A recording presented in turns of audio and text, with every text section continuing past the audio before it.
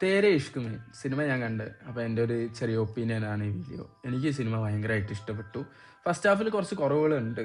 പക്ഷേ സെക്കൻഡ് ഹാഫിലേക്ക് വരുമ്പോൾ ഭയങ്കരമായിട്ട് ഇമോഷണൽ കണക്റ്റ് എല്ലാം കൊണ്ടും ഈ സിനിമ എനിക്ക് ഭയങ്കരമായിട്ട് വർക്കായ ഒരു സിനിമയാണ് ഈ വർഷം.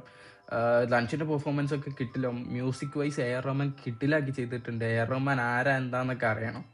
അങ്ങനത്തെ ഒരു മ്യൂസിക്കാണ് ഈ സിനിമയിൽ.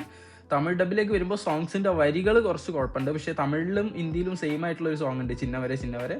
അത് ഭയങ്കര ബെറ്റർ ആയിട്ട് ചെയ്തിട്ടുണ്ട്. മൊത്തത്തിൽ സിനിമ കിഡിലായിട്ട് എനിക്ക് വർക്ക് ആയിരുന്നു. പെർഫോമൻസ് ആണെങ്കിലും സെക്കൻഡ് ഹാഫ് മൊത്തത്തിൽ എനിക്ക് നന്നായിട്ട് വർക്ക് ആയിട്ടുണ്ട്. ഇപ്പോൾ രാഞ്ജന ഫാൻസ് ആരെങ്കിലും ഉണ്ടെങ്കിൽ, ഇല്ല അട്രങ്കി ഫാൻസ് ആരെങ്കിലും ഉണ്ടെങ്കിൽ ഡെഫിനറ്റ്ലി ഈ ഒരു സിനിമ മസ്റ്റ് വാച്ച് കാറ്റഗറിയിൽ വരും.